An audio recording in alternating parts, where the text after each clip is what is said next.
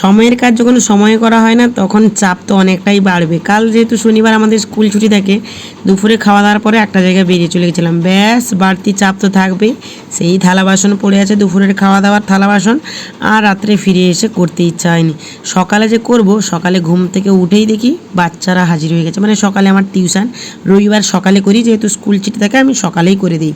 আর শনিবার আমার স্কুলও ছুটি থাকে, টিউশনও ছুটি থাকে, কারণ বাচ্চারা ড্রয়িং ক্লাসে যায়, ওই জন্য ছুটি থাকে। আর বাচ্চাদের একটা সপ্তাহে তো রেস্ট দেওয়া দরকারই। তো যাই হোক, সকালে বাচ্চারা চলে এসছে, ব্যাস বাচ্চাদেরকে 10:30টায় টিউশন ছুটি করার পর আমি লেগে পড়েছি কাজে। এই রবিবার হলে আমার যেন মনে হয় সারা সপ্তাহের কাজ জমা থাকে। থালা বাসন মাজা, মশলা কোটা পরিষ্কার পরিচ্ছন্ন করা, গ্যাস তো রোজই মোছা হয়, কিন্তু রবিবার হলে একটু ভালো করে পরিষ্কার পরিচ্ছন্ন করে মোছা হয়। আর বরফি এদিকে একা একা খেলছে, কার নিচে লোকের সঙ্গে কথা, ওর সঙ্গে কাউকে কথা বলা দরকার না, ও নিজে নিজেই কথা বলে। ও নিজে নিজে একাও যদি থাকে ও নিজে নিজে কথা বলে যাবে। তো যাই হোক, থালা বাসন পরিষ্কার পরিচ্ছন্ন করার পর বেসিনটা বেশ নোংরা হয়ে গেছে। আর সব কিছু পরিষ্কার পরিচ্ছন্ন করার পর যদি বেসিন পরিষ্কার না করা হয় না, ওই চ্যাটচেটে তেল তেলে ওই ভাবগুলো থেকে যায়, গন্ধে পোকা টোকা সব চলে আসে। আর যদি পড়ে থাকে কোনো লেবুর খোসা টোসা, তাহলে তো সোনাই সোহাগা। তো যাই হোক, আমার একটা অভ্যাস আছে, থালা বাসন বা অনেক যেদিন কাজ হবে না, আমার খুব ইচ্ছা থাকে, আমার সেদিন ইচ্ছা হয় যে হাতের শাঁখাটা পরিষ্কার করব। কারণ ওইটা পরিষ্কার করা একটা অবহেলার জিনিস, মানে একদম সহজ জিনিস, কিন্তু একটা অবহেলার জিনিস আর হয় না। আর আমার বেসিনে না কালো কালো ছোপ হয়ে গেছে, যেহেতু আমার একদম ব্যালকনি ধারের বেসিন, কদিন বৃষ্টিতে না এত জলছাপ কালো ছাপ পড়ে গেছে, এটাকেও আজকে পরিষ্কার করব। সত্যি কথা বলতে কি, স্কুল টিউশন বাচ্চা সংসারের পর না ইচ্ছেই হয় না। তো যাই হোক, শাঁখাটা আমি পরিষ্কার করার পর আমার গ্যাসটা তো নোংরা হয়েই গেছে, গ্যাসের চাকতিগুলো অনেক আগে ধুয়ে দিয়েছি। তো গ্যাসটা পরিষ্কার করার জন্য আমি আগে একটু সার্ফ জল করে নিলাম। আর সার্ফ জল করে গ্যাস মুছলে না ওই চটচটে তেল তেলে, আর এমনি আমি খুব নোংরা না হলে আমি এমনি জল ন্যাকড়া দিয়ে মুছে দিই। কিন্তু আজকে যেহেতু রবিবার, সবটা ধোয়া মোছা করছি, তাই আমি পরিষ্কার পরিচ্ছন্ন ন্যাকড়া দিয়ে মুছছি। আর এই খাঁজ কাটা শাঁখা তো পরিষ্কার করতে এত সময় লাগে, আর আমি একা হাতে পারি না, তাও না ব্যালেন্স থাকছে না ডান হাত বা হাম করতে। এর দেখতে সুন্দর লাগলে কী হলো, এর কাছে অনেক নোংরা থাকে। আর যেগুলো না জনসমক্ষে মানে একটু নোংরা হলে না কি বাজে লাগে দেখতে। আর সত্যি কথা বলতে কি, সময় সুযোগের বড্ড অভাব হয়। আর এত বাচ্চারা দুষ্টুমি করে, ঘর যতই আমি পরিষ্কার পরিচ্ছন্ন করি, মানে জাস্ট 1 ঘন্টাও ভালো থাকে না আমার ঘরটা, তাতেই এই অবস্থা। আর এই জন্য কোনো রিলেটিভেলে আমি বলে দিই, বাবা দেখ বাচ্চা ঘরে আছে, আমার ঘর নোংরা হলে আমার কিছু করার নেই। তো যাই হোক, শাঁখাটা পরিষ্কার পরিচ্ছন্ন করার পর ওই যে গামলাতে আমার নাইটিটা, মানে সকালের বাসি নাইটিটা থেকে গেছে, ওইটাই বরফি নোংরা করে দিয়েছে। ওই জন্য ভাবলাম যে ওটা যখন নোংরা হয়ে গেছে ওটা ভেজানো থাক, সাবান জল পড়ছে, ফেস ওয়াশের জল পড়ছে, কলগেটের জল পড়ছে, ওগুলো থাক, ওটাকে গরম জলে ভালো করে কুচড়ে কুচড়ে দেবো। যেহেতু রবিবারের বাজার, আমার বর রবিবারের বাজারে বড়বাবু সবজি, ফল, আলু, পেঁয়াজ, গ্রসারি জিনিস, বিস্কুট, চকলেট, এগুলো সব নিয়ে আছে, কারণ ওই একটা দিনই তার একটু সময় হয়। সোমবার সময় হলে কী হলো, ওর ধৈর্য থাকে না, মানে ওই দোকানের কাজ, ব্যাংকের কাজ, ব্যাংকে তো চাপটা থাকে সোমবার। তাই আমি ভাবলাম না, এনেছে যখন সব ধোয়া মোছা পরিষ্কার পরিচ্ছন্ন। আর সত্যি কথা বলতে কি, বাজার থেকে কোনো জিনিস না পরিষ্কার পরিচ্ছন্ন ধুয়ে মুছে রেখে দিলে না, আর বাচ্চা তো যখন খুশি হাত ধায় খেয়ে নেয়, আমাকে না বলে।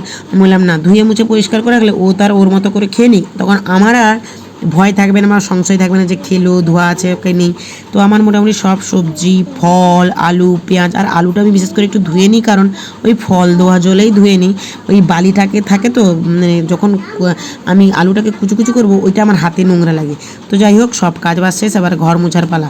যেহেতু ঘরগুলো বালি হয়ে গেছে, নোংরা হয়ে গেছে, ডেটল জলে একটু পরিষ্কার পরিচ্ছন্ন করে আগে আমি ওই ডান্ডাতে মুছতাম। আমার কেমন ভালো লাগছে না, ওই বালি টালি থেকে যাই ঘরে কোনাতে, বসে বসে ঘষে মাজার একটা, মানে মোছার একটা আলাদাই মজা। তো ওই খালি ঘোরাঘুরি করছে বরফি, ঠাম্মির কাছে একবার যাচ্ছে, আমার কাছে একবার যাচ্ছে, টিউশন তো শেষ।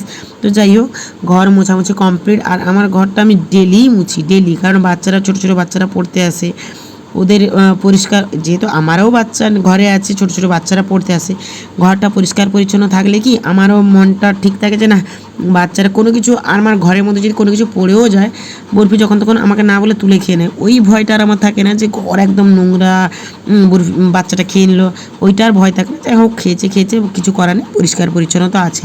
যাই হোক, ঘর মোছা কম, সব কাজ বাজ সেরে স্নান টান করে চলে এলাম। সত্যি কথা বলতে কি, স্নান করে এইসব কাজ করতে কেমন গা ঘিন ঘিন করবে, আবার সেই স্নান করতে হবে। তাই স্নান টান করে চলে এলাম। এবার আমার রান্না করা পালা। এদিকে দেরি হয়ে গেছে, প্রায় 2টো বেজে গেছে। আর এদিকে ফ্রিজ থেকে যখন মাছ বের করি, এটা আমারই ভুল, হয়তো আমার আগে জলে ভিজিয়ে রাখা উচিত ছিল, কিন্তু কিছু করার নেই, কী করব। ফ্রিজ থেকে মাছটা বের করে গরম, মানে বেসিনে জলটা বেশ গরম আছে, ধরে নিলাম। আর স্নান করতে গিয়েও আমার শান্তি নেই, মোটরে জল ধরতে হয়েছে, জামা কাপড় নাইটি টাইটি কাচাকুচি করে শাশুড়ি রান্নাঘরটা পরিষ্কার করলাম, কারণ ওই দিক দিয়ে বাচ্চারা আসে তো বালি টালি নোংরা হয়। সিঁড়ি মুছলাম। আমি মোটামুটি যখন কাজ করি একদম চলে যাই কাজ করে করে।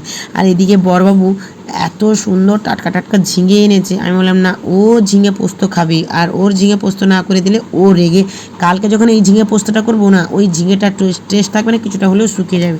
তাই ভাবলাম আজকে যখন এনেছে, আজকেই ঝিঙা পোস্তটা করে দিই।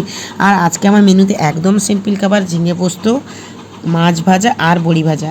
ঝিঙে পোস্তটা একটু গ্রেভি দিয়ে রাখবো, দিলে কী হবে, আর আমাকে জুস কোনো করতে হবে না। আর ভাতে টাটকা ঢেঁড়সগুলো ফেলে দিলাম।